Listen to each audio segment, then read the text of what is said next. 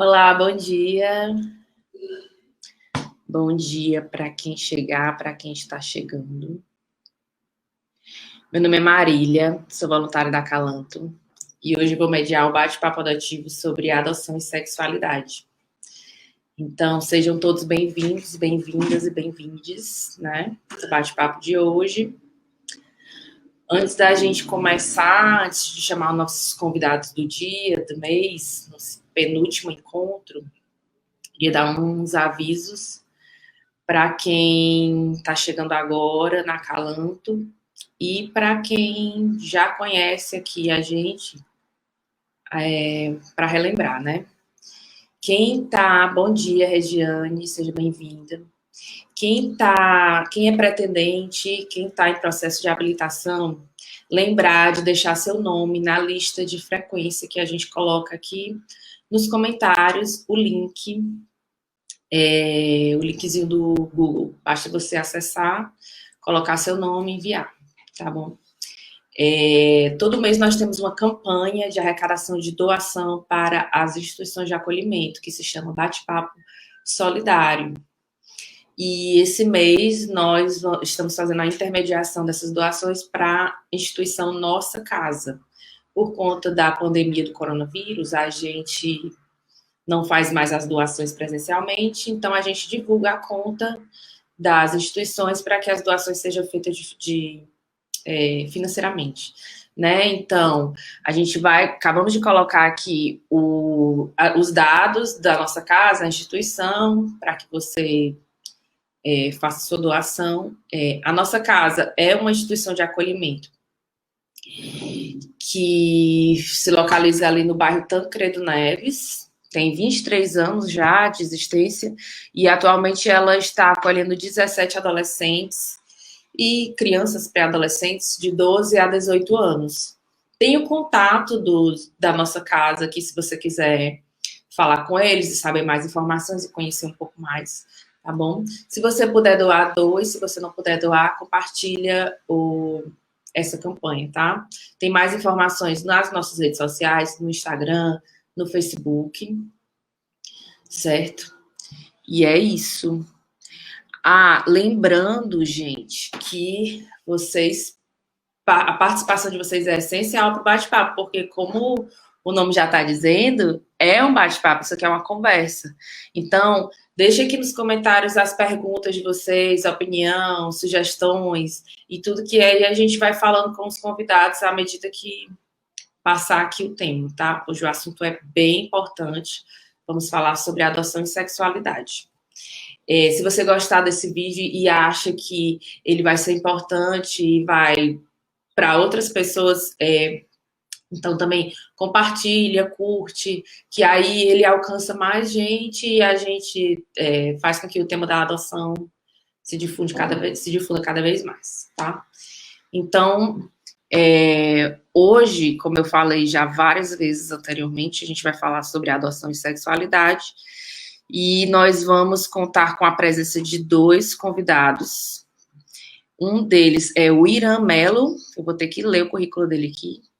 Ele é doutor em letras pela Universidade de São Paulo, atualmente é professor da Universidade Federal Rural de Pernambuco, onde, além de lecionar, desenvolve atividades acadêmicas sobre os paradigmas dos estudos de interface de gênero, sexualidade e linguagem. Ele também coordena o Núcleo de Estudos Queer e Decoloniais. Como membro da Associação Brasileira de Linguística, coordena a Comissão de Diversidade, Inclusão e Igualdade. Para conversar com o Irã, nós também vamos contar com a presença de alguém já bem conhecido aqui, de todos, que é o Lucineudo Machado, ex-presidente da Calanto Fortaleza. Ele é doutor em Linguística pela UFC, mas a principal informação desse currículo aqui, que ele é voluntário da Calanto Fortaleza e é pai do Messias, que foi adotado com 7 anos e hoje acho que está com 13, né, Lucineudo? Sejam bem-vindos, Irã, bem-vindo, muito obrigada. Lucineudo, bem-vindo sempre, já é de casa. Bom dia quem chegou depois, Giovana, Tiago, Glairta, Cleide, Regiane, sejam todos bem-vindos. E nós vamos começar, né? Gente, primeiro, eu acho que para a gente se situar no assunto, é importante que a gente entenda, afinal de contas, o que é sexualidade e qual a importância da gente falar sobre isso, né? Irã, você pode começar, se você quiser se apresentar um pouco mais, falar mais sobre você, o que te trouxe para o mundo da adoção, e depois introduzir esse assunto, fica à vontade. Bom dia, Marília. Bom dia a todo mundo que está aqui escutando e vendo a gente. Bom, para mim é uma alegria estar aqui conversando com vocês. Esse tema, de fato, é muito relevante, porque a sexualidade ainda é uma questão espinhosa na sociedade em que a gente vive, né? Ainda a gente pode dizer que a sexualidade ainda é um tabu. Ela é sempre envolta de uma série de conceitos pré-formulados. Bom, Marília me apresentou, eu me chamo Irã, estou falando de Pernambuco, e pertinho de vocês, né, no nosso Nordeste, pelo menos de uma parte das pessoas que está vendo a gente, como a gente está no YouTube, qualquer pessoa do mundo pode nos assistir, mas pelo menos uma parte que eu sei que acompanha vocês. Para mim é uma alegria falar com um grupo tão potente como Calanto, e que eu conheço já através do amigo Lucindeudo há algum tempo, e me interessa muito falar sobre esse assunto nesse contexto, não só porque eu sou um aspirante a pai por adoção, mas também porque eu considero a adoção uma prática fundamental no processo de relação interpessoal, no processo de desenvolvimento e acolhimento numa sociedade como a nossa. E sexualidade tem tudo a ver com isso. A sua pergunta e já o direcionamento, Marília, me faz pensar na sexualidade de diversas maneiras. A gente pode falar de sexualidade como muitas vezes a gente aprende na escola, ou como a gente costuma a pensar, que é do ponto de vista daquilo que a biologia, principalmente, refletiu, a sexualidade como um exercício de reprodução humana, como um funcionamento do corpo, a sexualidade como uma organização de como o corpo se realiza, e muitas vezes pensar nessa perspectiva é pensar na sexualidade até como uma prática compulsória. A biologia fala de órgãos reprodutores, órgãos sexuais, uma série de nomenclaturas que tem a ver como o nosso corpo é formado, né? E essa perspectiva pensa muito na sexualidade de uma maneira compulsória, como se nós estivéssemos fadadas e fadados à sexualidade. Tem pessoas, inclusive, que se consideram assexuais. A gente pode falar sobre isso depois. São pessoas que não não desenvolvem aquilo que muitas vezes é tido como obrigatório e compulsório pelo olhar da biologia, né, do como o nosso corpo vai se organizar ao longo do amadurecimento humano.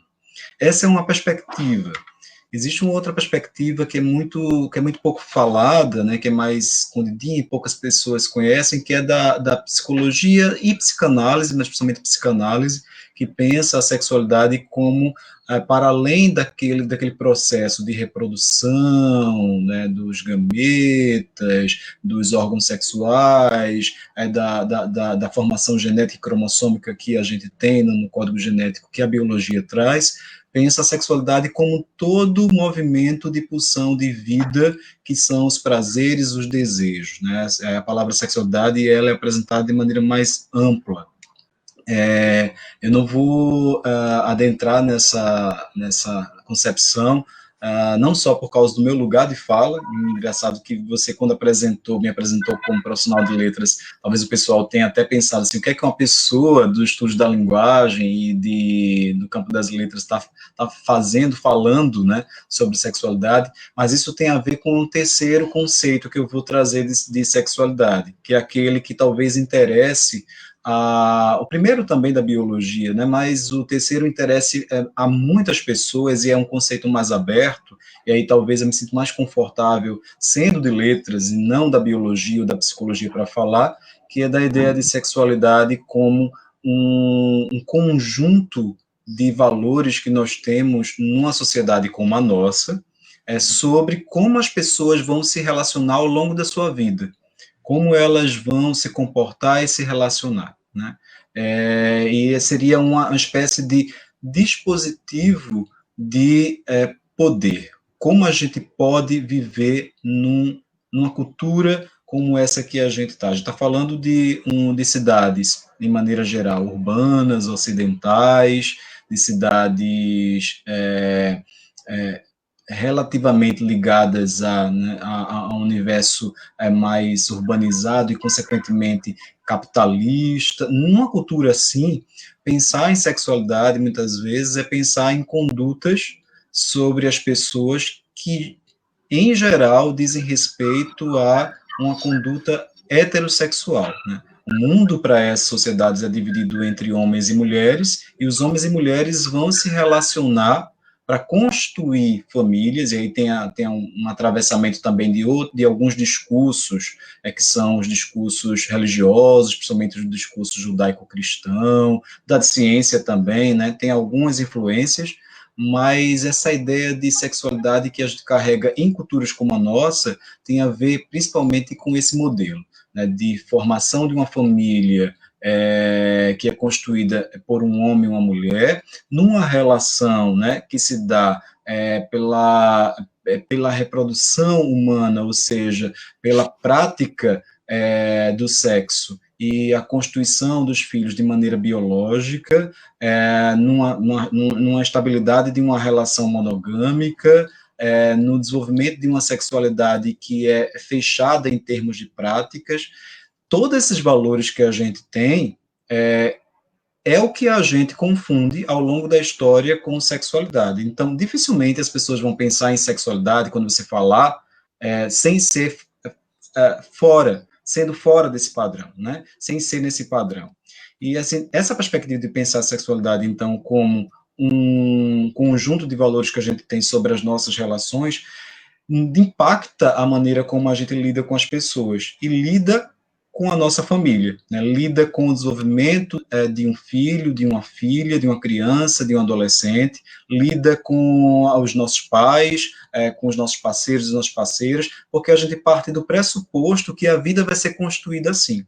Então, esse terceiro conceito de sexualidade é um conceito filosófico e político para a gente ver. Se você fizer um exercício agora e perguntar às pessoas que estão ao seu redor, sexualidade, o que vem à sua cabeça? Né? A gente pode até pedir que as pessoas pensem um pouco isso. Imediatamente, você vai ver que as respostas, se for uma resposta espontânea, tem muito a ver com essa ideia de a constituição por meio de uma reprodução biológica, homem e mulher numa relação, uma família em determinados padrões. Então, é nessa perspectiva que eu acho que a sexualidade interessa a gente, interessa principalmente do ponto de vista político, social e de institucionalização de um processo de adoção e de uma construção de família que ainda é tida como uma constituição não padrão, não convencional, né? Depois o Lucineide pode até dizer melhor isso, mas a gente que está de fora dos grupos, ou a gente que não está tão engajado na discussão, percebe que essa é uma constituição ainda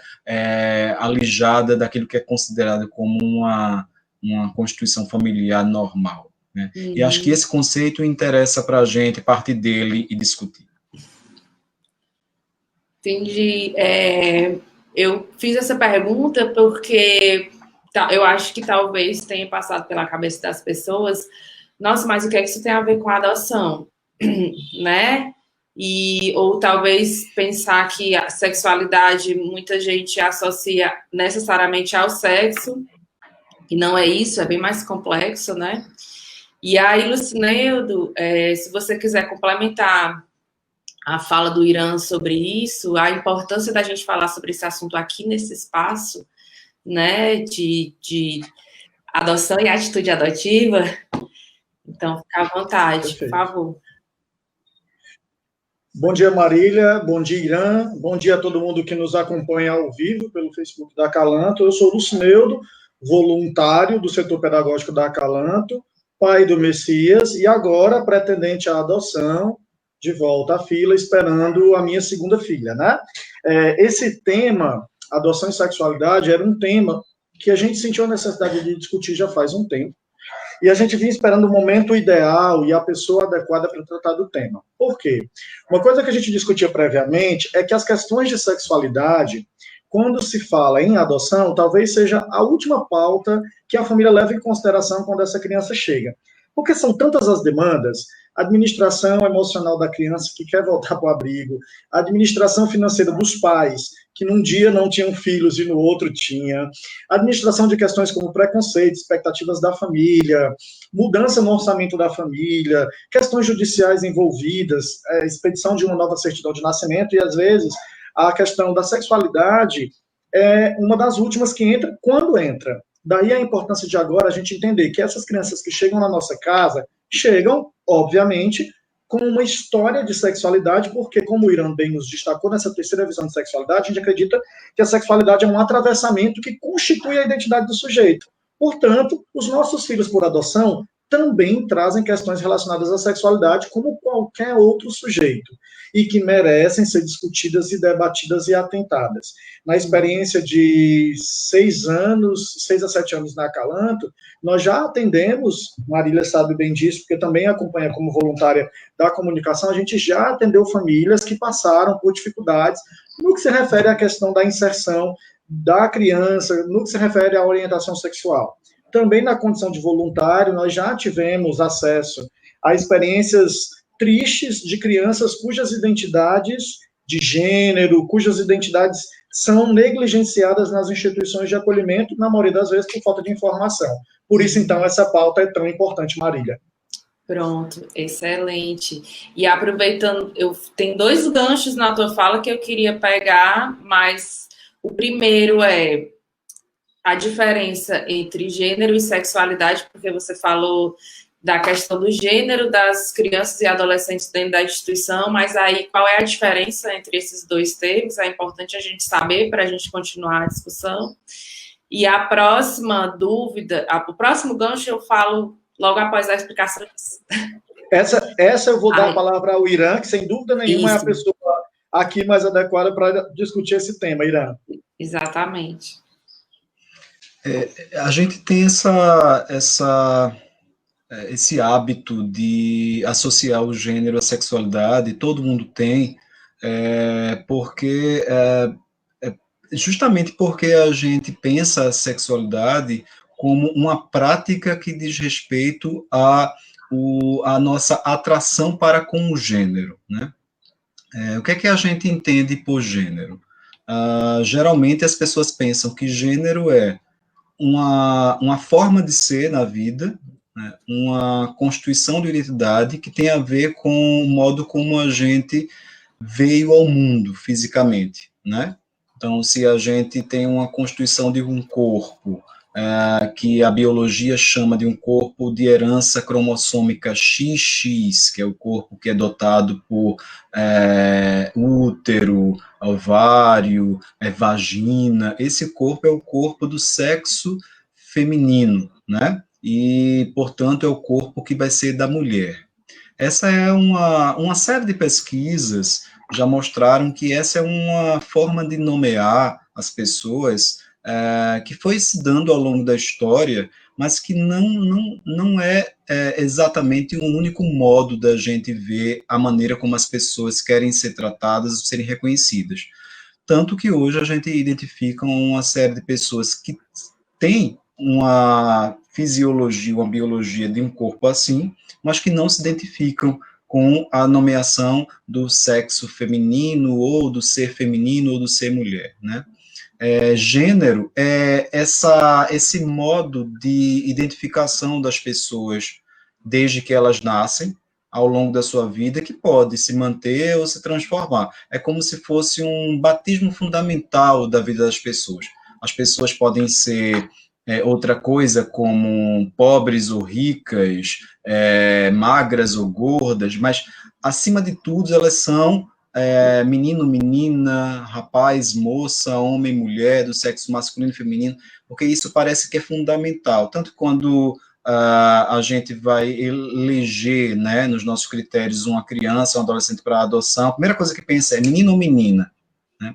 Quando a gente vai programar o nascimento de uma criança, né, naquelas famílias que conseguem fazer planejamento familiar, né, num país como o nosso, tão desigual de acesso, muitas famílias não conseguem.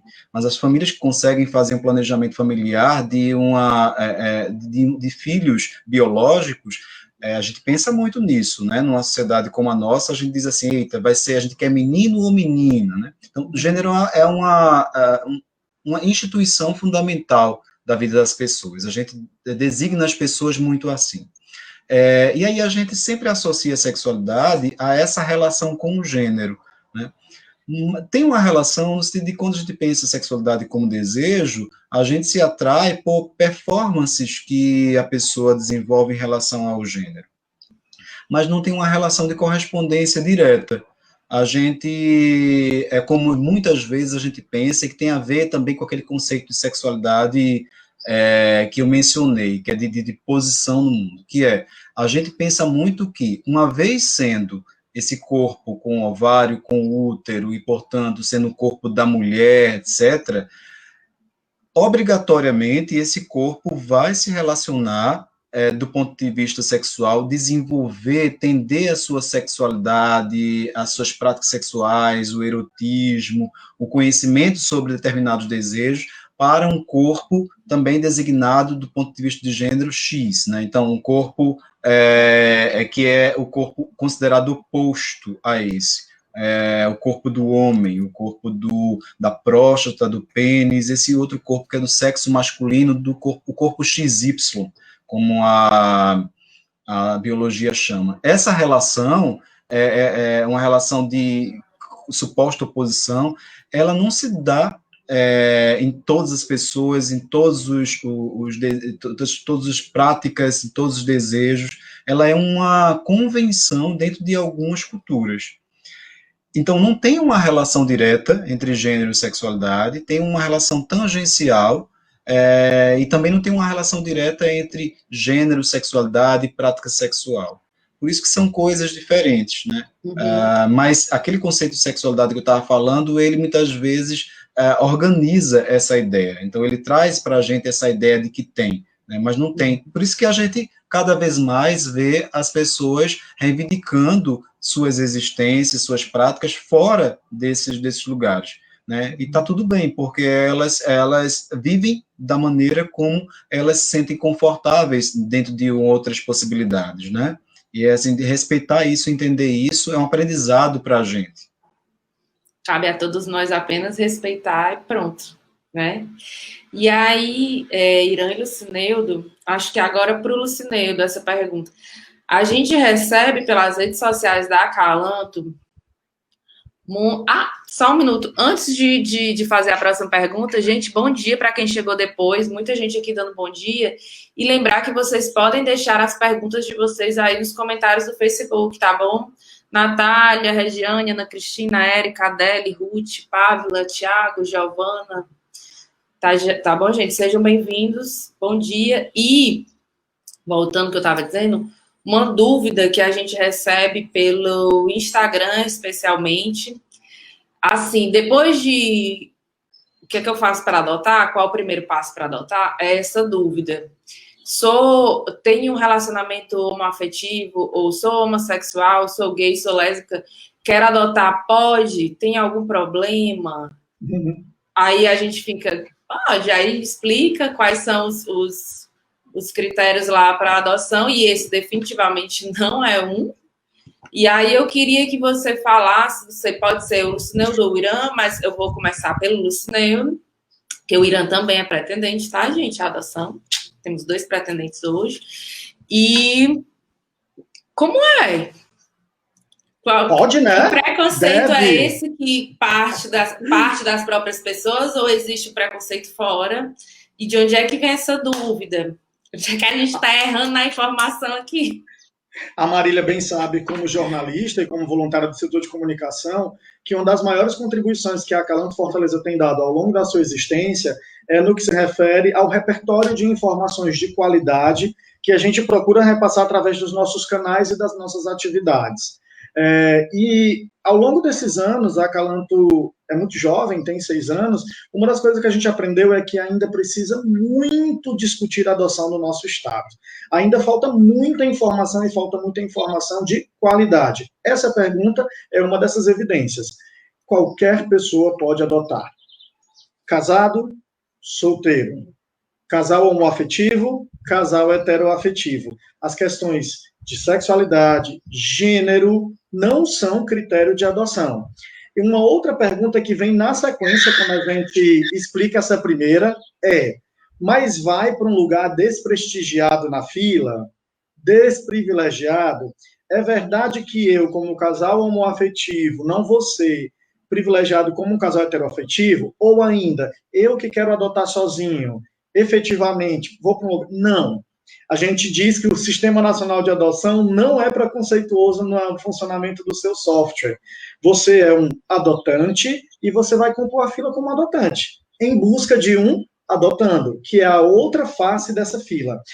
Por que a gente está falando isso? Porque quando a gente fala em fila, essa expressão, que às vezes é muito metafórica, ela tem uma existência material. A fila da adoção nada mais é do que o conjunto de algoritmos que compõem a fila dos pretendentes habilitados para adotar e a fila das crianças disponíveis para adoção.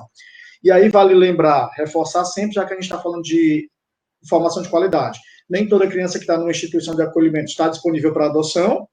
Portanto, o abrigo pode ter 20 crianças e somente 5 disponíveis para adoção. As outras estão sob medida protetiva, esperando alguma oportunidade de voltar para a família biológica. E em não havendo possibilidade, aí sim, ser posta em família substituta, em família por adoção. E esses adotantes, eles são pensados em função de um perfil. Que sexo você quer, quantas crianças você quer, qual idade você quer, onde você aceita visitar essas crianças, só na tua cidade, no interior do estado, em outros estados, por exemplo. A questão de sexualidade não compõe esse repertório. Então, você, casal homoafetivo, pode adotar, você, casal heteroafetivo, pode adotar, você que quer ser pai solo e mãe solo, também pode adotar. Vale lembrar que mãe solo e pai solo não é a mesma coisa de mãe solteira ou pai solteiro, porque você pode ser pai solo e ter uma relação afetiva, e não necessariamente essa segunda relação afetiva compor a adoção. No entanto, se essa adoção vai ser feita pelos dois, é necessário que esses dois tenham pelo menos a união estável, certificada, para que essa criança tenha uma segurança jurídica mínima para chegar. A adoção é algo muito sério e é uma medida excepcional e irrevogável. Traduzindo para os tons afetivos da Acalanto, ela tem que ser legal, ela tem que ser segura e ela tem que ser para sempre, Marília. Ok. Irã, você gostaria de fazer alguma consideração em relação a isso? Você, no seu lugar de pretendente, como é que foi sua experiência na habilitação? Não, Marília, eu estou muito na fase inicial de aprendizado, mas isso que o Lucineudo falou com muita propriedade é como eu concebo de fato, né? Até alguém colocou aqui no chat, é preciso amor, né? Eu acho que o critério, né, além de todo o processo administrativo, de caráter mais institucional, que é necessário, acho que o fundamental nessa relação é o amor. Então, acho que eu me sinto muito contemplado com a fala do Lucineudo. Tá, jovem. O Tiago Teixeira escreveu aqui, do Brasil, está restrito ao estado do Ceará. Tiago, como essa pergunta é geral e está fora do nosso tema, eu vou te responder rapidinho. O Cadastro Nacional de Adoção, como o nome já diz, ele é nacional. Hoje é Sistema Nacional de Adoção.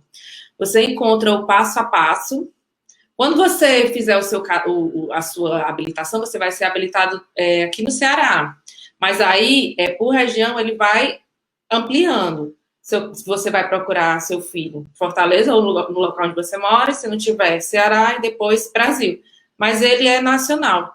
Nós temos o passo a passo da adoção, os primeiros passos e todas as informações nas nossas redes sociais, fácil de achar.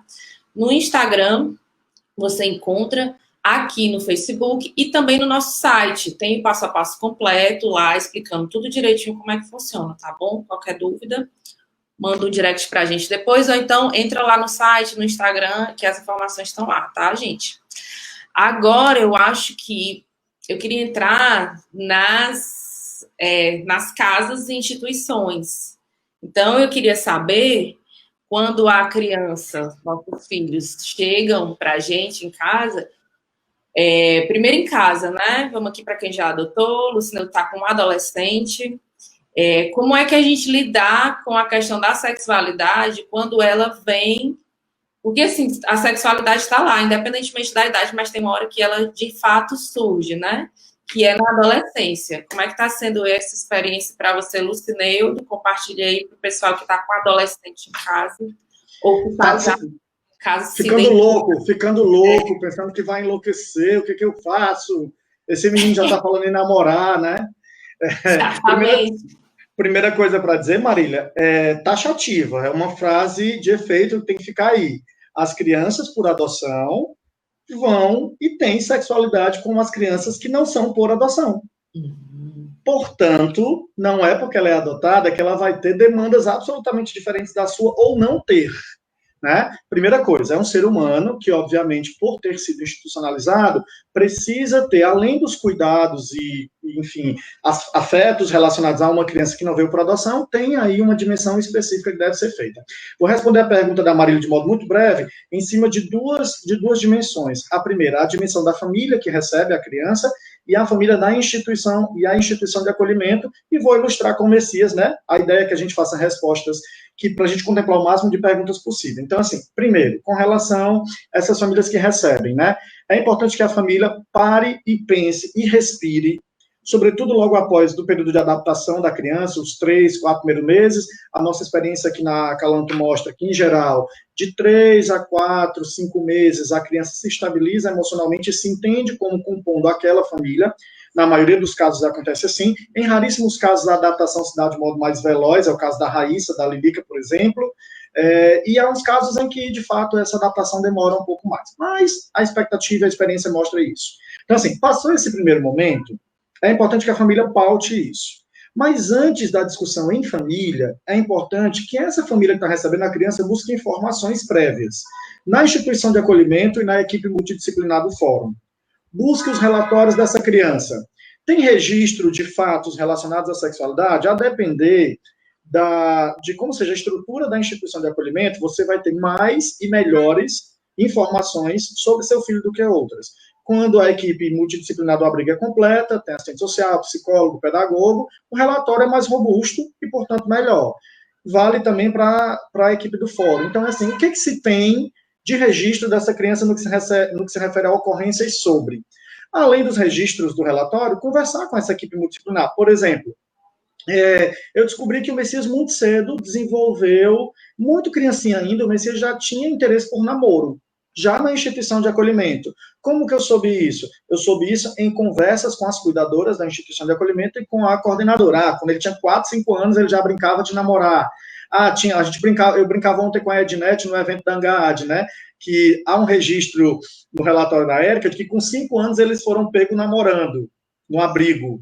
Alguém pegou, e olha o termo que foi usado, né, no relatório, eles foram flagrados namorando. Então, a gente percebe hoje no Messias, né, vestígios e resquícios de uma sexualidade que foi antecipada também pela situação do acolhimento. Só porque foi no acolhimento? Não, é porque lá no acolhimento as demandas dos indivíduos, de uma maneira geral, são coletivas. Elas não são individualizadas. Então, quando a criança começa a mostrar os primeiros sinais que merecem atenção, não tem um pai e uma mãe para cuidar daquilo. Então, às vezes, o tema não é tratado. Então, primeiro, buscar informações lá no abrigo. Passou disso, conversa em casa.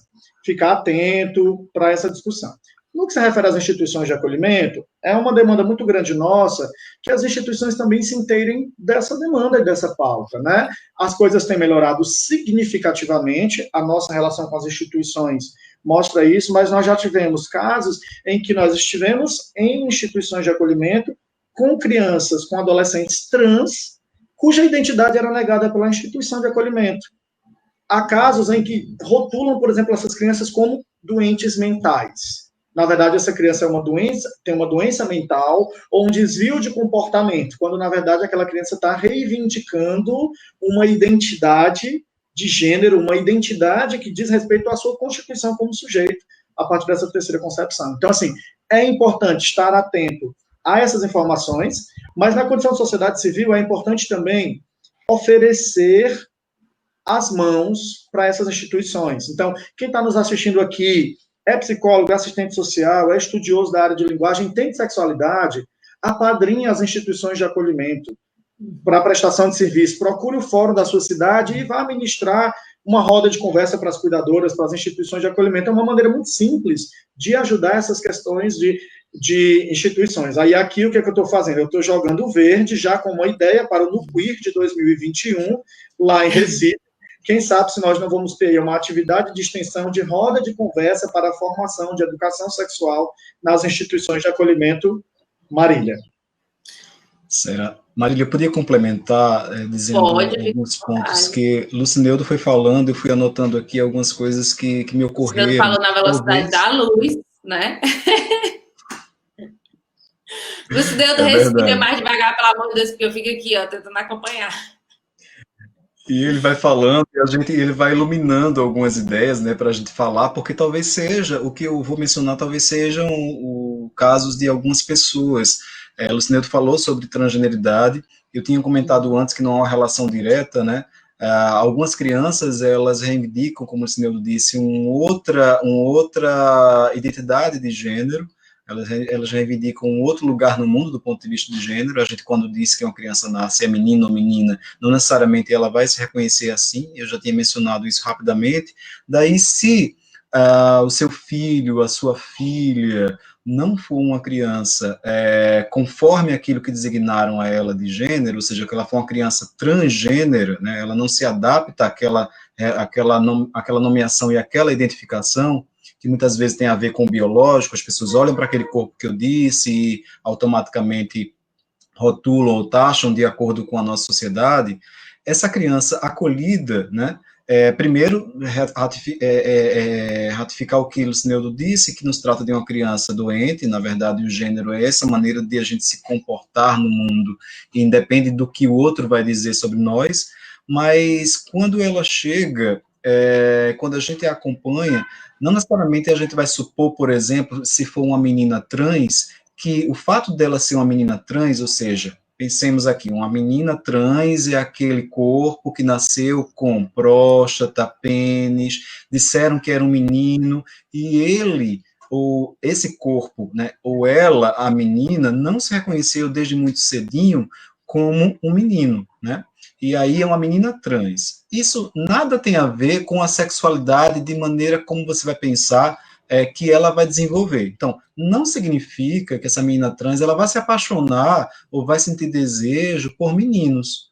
É importante que a gente faça um mergulho, seja de crianças cisgêneras, que são aquelas que se conformam, aquelas, por exemplo, eu sou um homem cisgênero, né? Suponho aqui também que Marília e Lucineudo sejam pessoas cisgêneras. Nos disseram, respectivamente, Marília, eu e Lucineudo, mulher, homem, e aceitamos e nos conformamos, ainda que, por exemplo, tenhamos algum do feminino, do masculino em nós, mas nos conformamos a isso. As pessoas cisgêneras, elas, quando sejam filhos biológicos ou por adoção, elas precisam, no cuidado, no amor, né, do pai, da mãe, a gente precisa se envolver e tentar conhecer como aquela criança, aquele adolescente desenvolve a sua sexualidade, sejam elas biológicas ou por adoção. Da mesma maneira, em relação às crianças e os adolescentes transgêneros.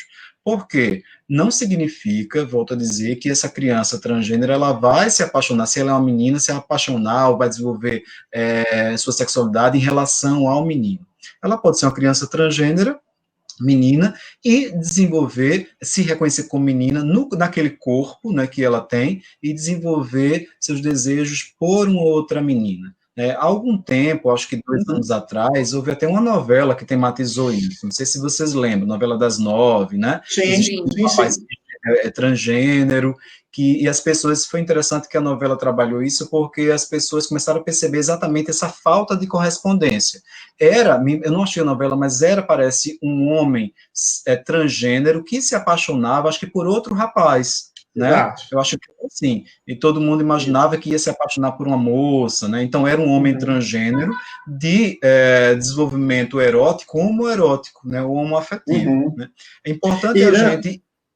Irã, nesse caso, a gente se reporta aquela diferença entre orientação sexual e identidade de gênero?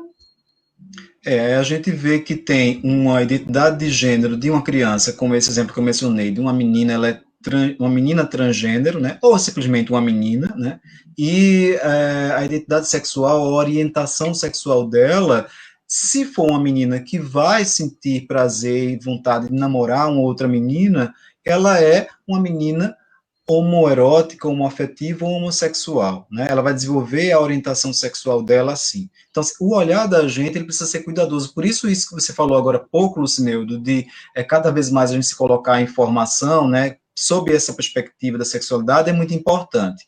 Aí, uma outra coisa, há também pessoas que vão, eu tinha até mencionado esse nomezinho no começo, vão desenvolver a sua sexualidade dentro daquilo que a gente chama de identidade assexual ou dentro da assexualidade.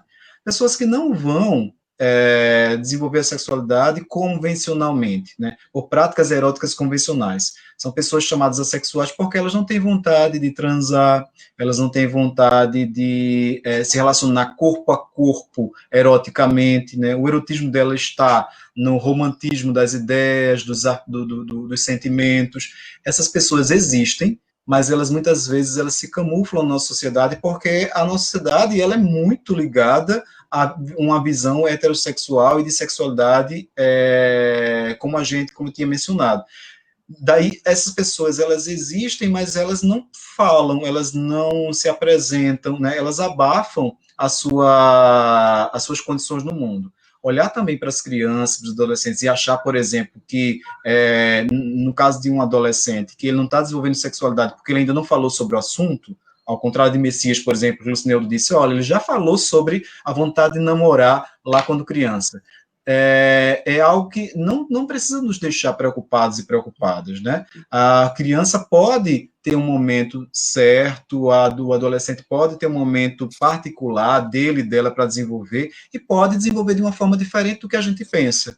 Daí a sensibilidade da gente olhar para aquela criança e adolescente e buscar informação, né, que acima de tudo é o essencial para a gente desenvolver um olhar mais sensível e empático, vai ser fundamental para a gente entender a sexualidade do outro, né?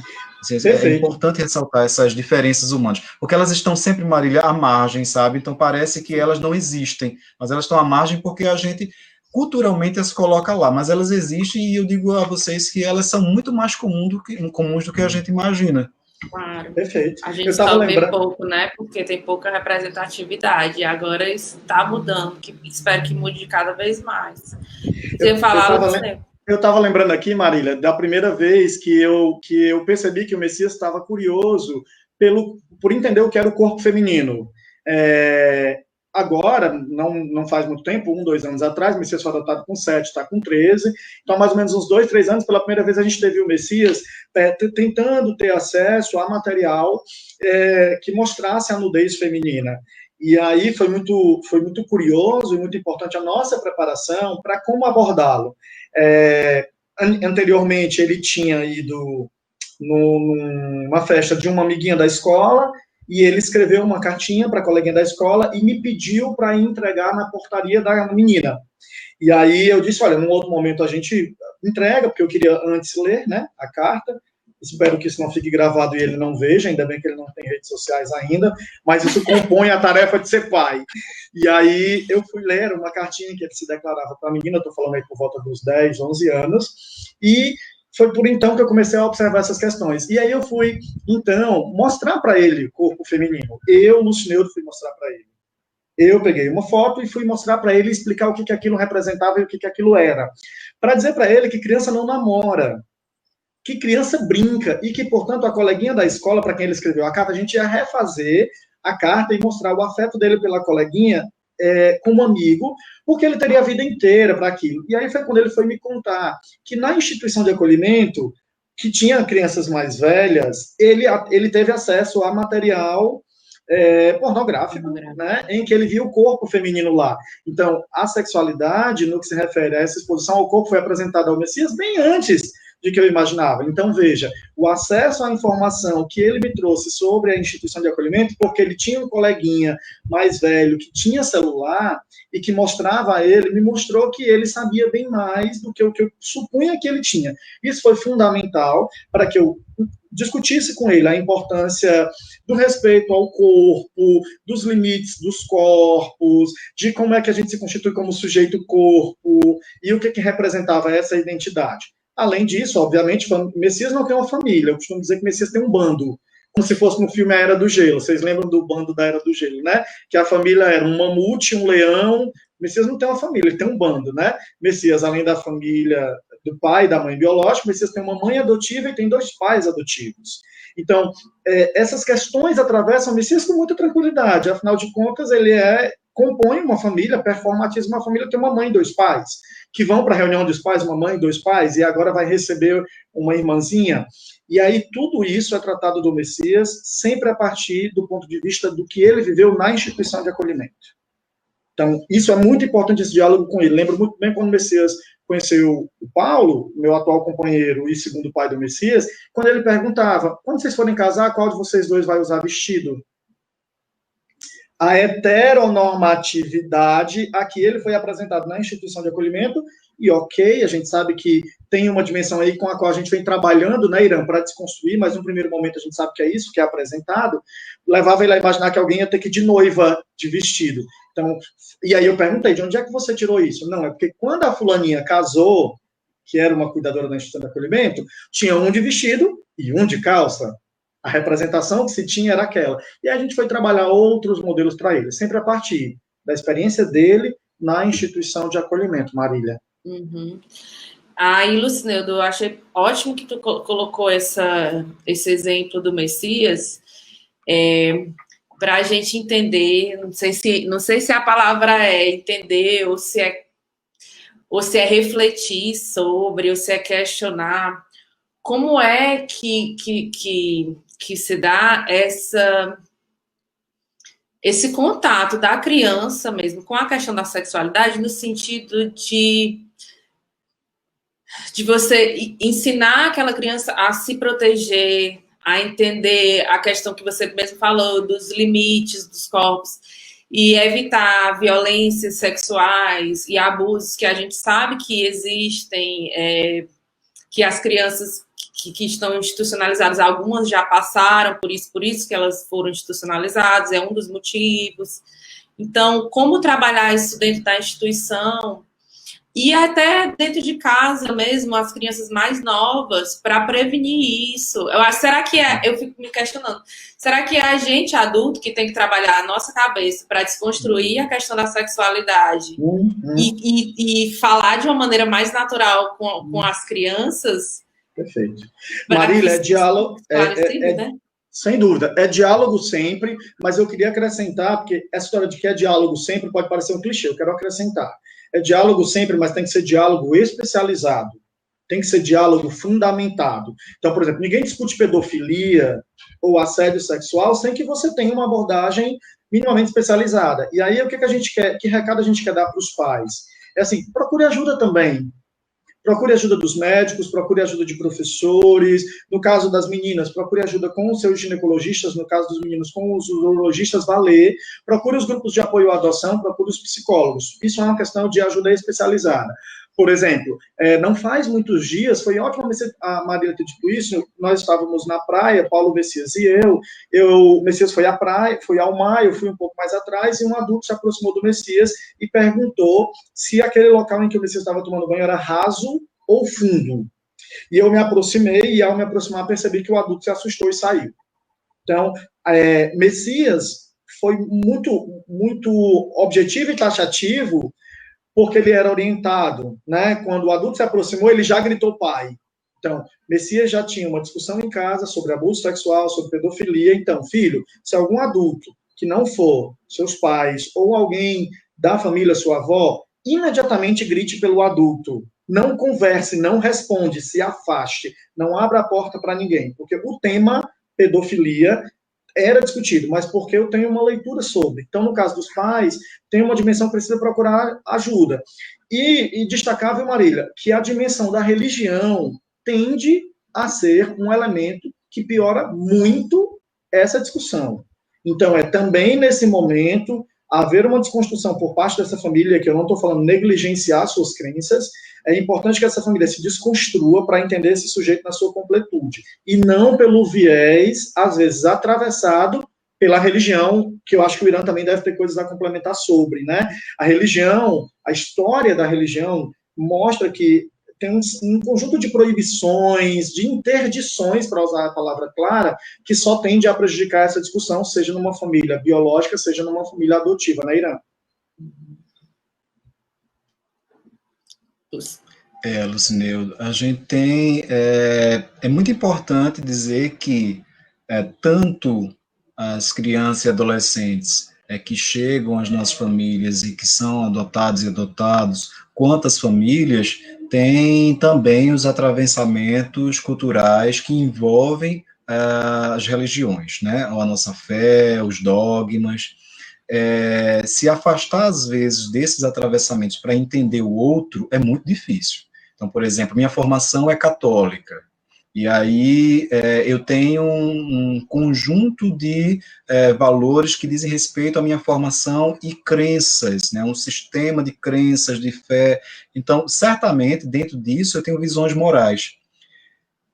Me afastar disso para entender uma outra pessoa que não tem ou que chega à minha vida, né, é um exercício, às vezes, até doloroso, mas é importante. É importante para a gente entender que o que é fundamental na vida é a diferença. Eu acho, inclusive, que as religiões, elas pregam, de maneira geral, isso, né? O amor à diferença. Quando a gente fala, por exemplo, dentro do cristianismo, do amor ao próximo, como o amor a Deus, está se falando disso, né? O amor a esse próximo, que é esse outro, né? Que é constitutivamente diferente de mim, requer cuidado, sensibilidade, empatia. E, portanto, eu primeiro, antes de apresentar, né, toda a minha visão, entender aquilo que o outro é, como o outro foi, com sensibilidade. Esse entender pressupõe aceitar a maneira como o outro se conforma, está no mundo de forma confortável e feliz, né? E, acima de tudo, isso é que é o amor que vai fundamentar, né, a argamassa, é o ingrediente necessário para fundamentar as nossas relações.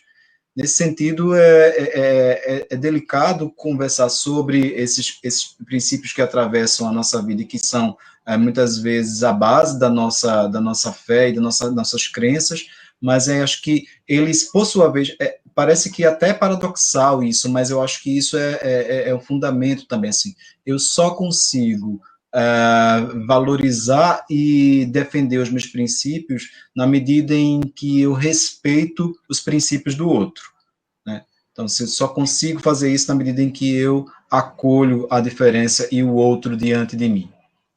Há casos, né, Marília, da complexidade desse tema, por exemplo, há casos em que, acompanhando aqui pela Acalanto depois de 6 anos, há casos em que, por exemplo, a institucionalização repercute em questões como, por exemplo, o desenvolvimento de mamas nas meninas. Não é necessariamente a institucionalização, mas às vezes é.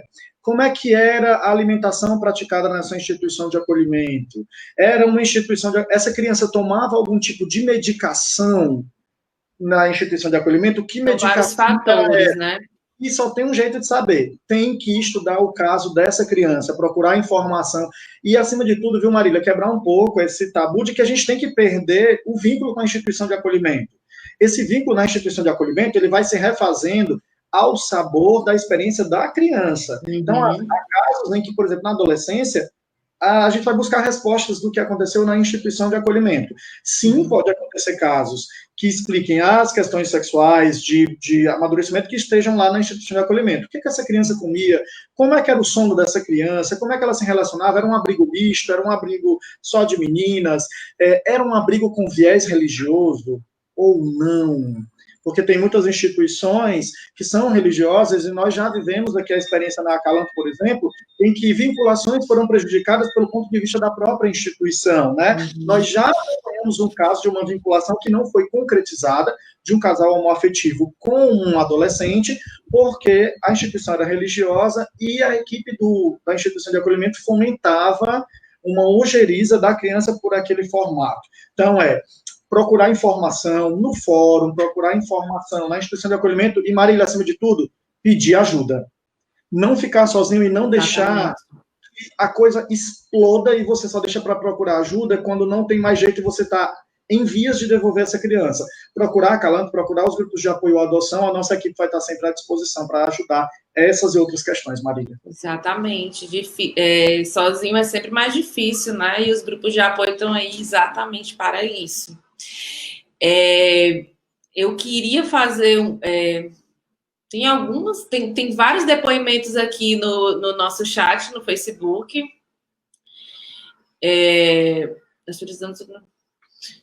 Aqui a Ruth falando sobre a história dela, exatamente sobre isso que você acabou de falar, de pedir ajuda. Quando a filha dela chegou com 6 anos, ela precisou de um profissional para ajudar e orientar quanto à sexualidade por causa dos comportamentos excessivos. Hoje é totalmente tranquila. Então é isso, gente. Sozinho é mais difícil, né, de passar por tudo. E aí eu queria pegar um gancho na fala do Irã, lá no meio, assim, agora dessa última fala dele, que ele falou da questão da interpretação da palavra, né, das religiões, da essência das religiões, e entrar na seara do discurso mesmo, da língua. E como é que a gente pode, não sei se é melhorar a palavra que eu iria usar, mas trabalhar a questão da sexualidade e da inclusão, começando pelo discurso mesmo. Porque quando a gente postou que ia fazer uma live sobre esse assunto, adoção e sexualidade, no texto a gente escreveu, eu acho que bem-vindos. Não, foi alguma coisa, eu não lembro agora qual era a frase, mas a gente escreveu todas, todos e todes, né? Para todos os gêneros, né? Masculino e feminino e os demais, que não se encaixam nesses dois outros. E aí uma pessoa comentou dizendo que utilizar a palavra todes não agregava à discussão. O que eu discordei e expliquei o porquê, mas eu gostaria que vocês falassem sobre isso. Como é que é a questão da língua portuguesa em relação à inclusão dos gêneros, né? Esse trabalho que já vem sendo reestruturado, reconstruído e bastante discutido, e como é que nós podemos utilizar isso de maneira que não agridamos as pessoas que não se sentem contempladas pelo feminino e pelo masculino, né? E que a gente possa ser mais inclusivo, de realmente ter essa preocupação, porque é difícil fazer essa transição, né? De você reestruturar a língua na cabeça, mas, assim, como é que está essa discussão hoje? Como é que a gente pode trabalhar isso? A Irã ou Lucineudo, vocês podem se organizar e quem puder responder. Irã, passo a palavra para você. Certo. Eu vou falando alguma coisa, depois você pode complementar.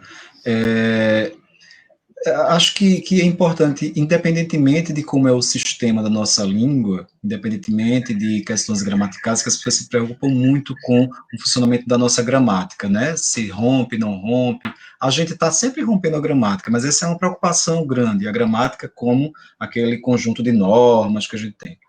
Independentemente de tudo isso, que tudo que existe se dá pela linguagem. A gente precisa da linguagem para poder reconhecer as coisas, para poder dar visibilidade a elas, para poder dizer que elas existem. As existências precisam da linguagem, seja falada, escrita, do corpo, né? E quando a gente fala de pessoas, a gente precisa ter o cuidado de como a gente usa a linguagem para poder dizer que elas estão presentes, de que elas existem, de que elas precisam ser consideradas. Um exemplo comum de um esforço assim parecido com esse que você mencionou, Marília, é de evitar o genérico no masculino, né? Hoje a gente já tem de uns 20 anos para cá, um trabalho forte das pessoas quando se apresentam e dizer boa noite a todas e a todos, porque a gente generalizou no masculino gramatical, a gente tem algumas formas gramaticais para demonstrar o masculino e feminino, não é? E aí a gente generalizou porque a gente tem uma história da língua que vai construir isso, que vai fazer dessa maneira, uma generalização no masculino, e as pessoas começaram a perceber, poxa, mas existe um grupo populacional que se reconhece como feminino, e principalmente o grupo das mulheres, né, que é aquela identidade, a mulher tida como identidade mais marcada como feminino, que tem uma história de muita invisibilidade. Vamos fazer o seguinte, vamos tentar mexer um pouquinho nesse uso aí e tentar marcar mais, dar mais evidência às formas do feminino, às formas que designam o feminino. Então as pessoas começaram a fazer isso. Não para dizer, olha, a gente deve usar sempre assim nos textos oficiais, não para criar uma prescrição, mas para fazer um movimento histórico diferente, inclusivo. Essa é uma sensibilidade inclusiva. Isso partiu principalmente, claro, das mulheres, né, que ao se reconhecerem como uma parte do povo que é marginalizada por várias razões, começou a advogar por isso, a reclamar por isso. Então, é um movimento parecido com esse, que acontece com a forma todes, ou uso de X, arroba, porque tem uma parte também das pessoas, e isso eu não comentei, você sinalizou agora, Marília, que não se enquadra nesse binarismo, nessa polarização de homem e mulher, de menino, menina, de moça, rapaz. Essas pessoas, elas existem. Elas nem sempre são as pessoas trans, como eu mencionei agora há pouco, as transgêneras, né? Existem transgêneras que são transgêneras porque não acatam ou não se sentem confortáveis com aquela identificação que deram a ela, mas elas vão se reconhecer como trans homem ou trans mulher, né? Na mídia, por exemplo, temos vários casos. Eu acho até que aquela personagem da novela era um caso de uma pessoa trans, como a gente chama, binária, né? Ela era uma pessoa que tinha nascido num corpo, vou chamar de XX, vocês entendem, né? Aquele corpo que eu falei com ovário, etc. E que ela se reconhecia como um homem, como um rapaz, né? Mas quando ela se reconheceu assim, fora daquela identificação, ela disse, eu sou um rapaz, então eu sou um homem. Ela entrou dentro de uma classificação comum, como a gente faz na nossa cultura. Tem pessoas que não se sentem bem assim, elas não conseguem viver se for por essa classificação. Elas são as pessoas que não se enquadram nos binarismos de homem e mulher, macho fêmea, masculino e feminino. Elas são pessoas não binárias e elas querem um reconhecimento da linguagem que dê conta dessa não binariedade, porque para muitas pessoas elas não existem, elas devem se enquadrar nos binarismos que fazem tão mal a elas. Aí elas criam essas formas mais inovadoras e criativas. E está tudo bem, porque essas formas elas são modos que elas pegam da própria língua, que já tem na língua, e criam. Veja, a palavra tode parece a palavra estudante. No finalzinho dela, não parece? A gente não tem estudante? Uhum. Então, ela pega uma forma da língua que já existe e constrói uma outra, tode. Tem também algumas pessoas, eu vou entrar agora num detalhezinho que a gente não mencionou, mas é importante dizer. Algumas pessoas nascem com um corpo que é lido pela medicina como um corpo ambíguo, que tem uma formação daquela que eu estava agora há pouco falando, né, do aparelho reprodutor interno, sexual também, genitália, ambíguo. A genitália dela não é uma genitália que é interpretada como pênis ou vagina, mas as duas coisas. A medicina, muitas vezes, antecipadamente, há muitas pesquisas que já mostram isso, acabam desempenhando um ato nas crianças de cirurgia que chama cirurgia reparadora, para aquele órgão, para aquele corpo se adequar. Às vezes tem uma necessidade da cirurgia, mas muitas vezes não tem. Essas crianças, antigamente, essas pessoas, essas crianças, vocês lembram, eram chamadas de hermafroditas, né? Era uma palavra que hoje já não se usa mais, por algumas razões. Essas pessoas, essas crianças, são chamadas de intersexuais, usando essa palavrinha, usando essa parte da palavra intersexual, sexual, para pensar no sexo como fisiologia, como se ela tivesse o corpo intersexual, ou seja, nem o corpo é do sexo masculino, nem o corpo do sexo feminino.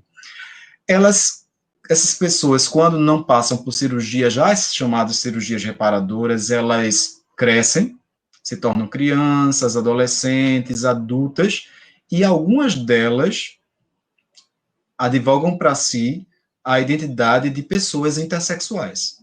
Mas isso não está enquadrado dentro dos modelos de sexualidade que eu vinha falando agora há pouco, ou como o Lucineudo mencionou, da heteronormatividade. Porque o que é a heteronormatividade? Eu achar que o mundo ou você é homem ou é mulher, ou é do sexo masculino ou é do sexo feminino. Que história é essa de você ser não binária? De você ser intersexual? Mas muitas pessoas, elas só conseguem viver assim, porque a maneira como elas vivem, como elas se sentem bem, né? E aí eu volto a um pouco do que eu estava falando antes, e se a gente se informar ao passo de criar empatia e deixar aquelas pessoas viverem confortavelmente como elas querem, elas não estão infringindo a vida de ninguém, elas só querem viver, né? Essas pessoas não binárias por gênero, né, não binárias por relação ao gênero, e as pessoas intersexuais, porque tem um corpo designado de uma maneira inter, né, que nem é exatamente uma coisa ou outra, elas precisam de linguagem. Elas precisam que as pessoas a reconheçam como elas querem ser vistas. Então, não dá, por exemplo, para chamá-las de rapazes, de moças, ou sei lá, de qualquer outra coisa que entre nos binarismos e não dê conta. Aí elas criam novos modos. Quando nós, Marília, Irã, Lucineudo, nós não fazemos uso disso, elas se sentem muito marginais, se sentem muito fora da linguagem. E, às vezes, quando a gente faz, o que a gente está fazendo? Você disse que foi criticada, Marília, o anúncio foi criticado, a gente está exercitando a empatia. Por mais que a gente rompa a gramática da língua, a gente rompa algumas normas da linguagem, é um esforço nosso para exercitar a aproximação e a empatia. Me digam, quem quer adotar? E acho que Lucineudo é muito inspirador nas falas dele para eu dizer isso que eu vou falar agora. Quem quer adotar, quem quer se tornar um pai, uma mãe, seja por adoção ou não, não precisa minimamente a sensibilidade e empatia para com o outro. Eu ainda não sou pai, mas eu acho que isso é um requisito fundamental. O cuidado que eu preciso ter com o outro. Se eu não tenho esse cuidado, né, como é que eu quero ser pai ou mãe? Então, assim, é uma fala sobre a qual eu penso muito, já que eu sou esse aspirante, né, a pai solo, inclusive, como é que eu vou dar conta disso? Por isso eu preciso ter esse exercício. Daí me antecipar e dizer, isso não faz sentido, né, é preciso fazer algum movimento de esforço para dizer, por que não faz sentido? Só porque não dá conta da língua, porque na língua a gente não tem? Uhum. Perfeito. Lucineudo, eu gostaria que você complementasse essa fala perfeita do Irã agora. Que outras formas de inclusão a gente pode trabalhar? Agora, eu falo a gente enquanto sociedade, enquanto grupo de apoio, enquanto pessoas trabalhando a empatia pelo outro, para além do discurso, porque você citou durante aqui a nossa conversa algumas sugestões, né, de profissionais que podem apadrinhar as instituições de acolhimento, que a gente pode buscar estudar sobre o assunto, tudo mais. Como é que a gente pode concretamente trabalhar isso? Não sei, de repente cobrando das instituições públicas que são responsáveis pelas crianças institucionalizadas ou pela infância. Como é que a gente faz para trabalhar isso para além daqui, dessa conversa, né? Como é que a gente pode pensar? Porque a gente não vai sair daqui também com soluções concretas, né? Mas pelo menos começar a pensar sobre isso. Perfeito, Marília. No que se refere no plano individual, eu acho que perguntar sempre. Eu aprendi no exercício da minha profissão, com os meus orientandos que desenvolvem pesquisas, assim como o Irã, com questões relacionadas a gênero e linguagem, dentre outros temas, mas também convivendo com pesquisadores transgêneros, transexuais, que a pergunta é empatia. Então, no plano individual, pergunte sempre. Está em dúvida? Pergunte. Como que você gostaria de ser tratado? De que maneira eu devo me portar? De que maneira eu posso contribuir com o seu estado nesse exato momento de sofrimento ou não? Pergunte. Eu aprendi com as maravilhosas pessoas com quem eu tive a oportunidade de experiencializar a importância da pergunta. Seja no Transpassando, que é o cursinho pré-vestibular para pessoas trans na UES, considerando a questão da evasão escolar, que é muito forte na comunidade trans, seja com a Luma, que foi minha colega de trabalho na Unilab, a primeira professora universitária trans, seja com os meus pesquisadores que eu tenho experiência de orientar. Primeiro, no plano individual, pergunte. No plano coletivo, o apadrinhamento é um caminho perfeito. A gente tem muito medo do programa de apadrinhamento, mas para quem está nos ouvindo, o apadrinhamento não é um compromisso para além do que as pessoas imaginam que é. O apadrinhamento é uma prestação de serviço ou um acompanhamento afetivo ou financeiro, cujos termos é você que decide. Eu, Irã, sou professor, quero ir numa instituição de acolhimento uma vez a cada 2 meses ministrar uma roda de conversa sobre gênero. Pode, procura teu fórum, faz o apadrinhamento. Eu trabalho com maquiagem e quero mostrar uma experiência de um curso profissionalizante com maquiagem para as meninas cis ou trans numa instituição de acolhimento. Uma vez por semestre, pode também. Quero apadrinhar uma criança afetivamente, cis, ou seja, o apadrinhamento é uma grande via. Mas eu acho, Marília, que tem uma segunda grande via de trabalho prático, coletivo, que é muito importante, que é quando você associa o seu trabalho laboral remunerado a atividades que você pode desenvolver nas instituições. Uhum. Mesmo que você não queira fazer pelo apadrinhamento. Sou jornalista, quero ir fazer um book de meninos e meninas da instituição de acolhimento, para que aquela instituição fique de posse dessas imagens e, ao serem adotadas, esse book vá para essas crianças, para essas famílias, para contar essa história de vida. Possível, plausível. Sou cabeleireiro e quero ir lá ajudar as crianças a cuidar do cabelo. São questões que estão diretamente relacionadas ao desempenho e à performance da sexualidade, com a nossa imagem, com o nosso existir, que qualquer um de nós pode fazer. Daí fica aqui o nosso convite para que você conheça o programa de apadrinhamento, visitando o nosso site, acalantofortaleza.com.br/passo a passo, lá tem o apadrinhamento, ou nas nossas redes sociais. É super simples, e aproximar-se dessas instituições de acolhimento para prevenir. Porque enquanto a gente age na instituição de acolhimento, a gente está prevenindo e constituindo o que a gente chama de atitude adotiva, né, Marília? Exatamente.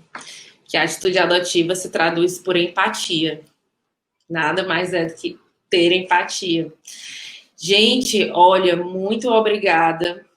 Foi uma discussão muito rica hoje, esse bate-papo. O Charles Leite deixou um comentário aqui. Adorei esse bate-papo adotivo sobre adoção e sexualidade, um debate com muito conteúdo e sensibilidade. E ele tem razão. Não é porque eu faço parte da Acalanto, mas realmente foi bastante rico. E eu acho que para a gente sair daqui mais empáticos, né, trabalhando mais a nossa empatia, porque eu acho que a ação, ela parte do pensamento, né? Você muda primeiro o seu pensamento para depois você mudar a sua ação. Então, esperamos que tenhamos feito todo mundo refletir um pouco mais hoje sobre essas questões e outras. Eu acho que a gente poderia, assim, passar a manhã inteira debatendo, é um assunto muito rico e aprofundar outras questões, mas nunca dá tempo, né? Então, eu queria só agradecer a disponibilidade do Irã de ter participado, Lucineudo também. Muito obrigada, gente. E um recado para o pessoal que ainda está aqui. lembrar vocês sobre o bate-papo solidário. Nós deixamos as informações da instituição de acolhimento Nossa Casa aqui nos comentários. E tem a postagem também no nosso Facebook, no Instagram, que vocês podem ver e fazer a doação, se vocês puderem, e se vocês não puderem, divulgar a instituição. Tem o telefone da responsável pela instituição, caso vocês queiram conhecer um pouco mais sobre a história desse acolhimento e se aproximar mais da realidade das crianças institucionalizadas. Tá bem? Agradeço a todos que participaram, comentando, curtindo e aqui assistindo a live. Essa é a penúltima live de 2020 e a próxima em dezembro, se não me engano, dia 13. Não lembro o tema agora, mas esperamos vocês todos lá. Tá bom? A gente que agradece, viu, Marília? Lembrar o pessoal que está aqui com a gente que não deixe de assinar a frequência. E para a gente encerrar, agradecer o nosso convidado e dar as palavras para ele, Irã. Muito obrigado por essa atitude adotiva de domingo de manhã que tanto nos abraçou.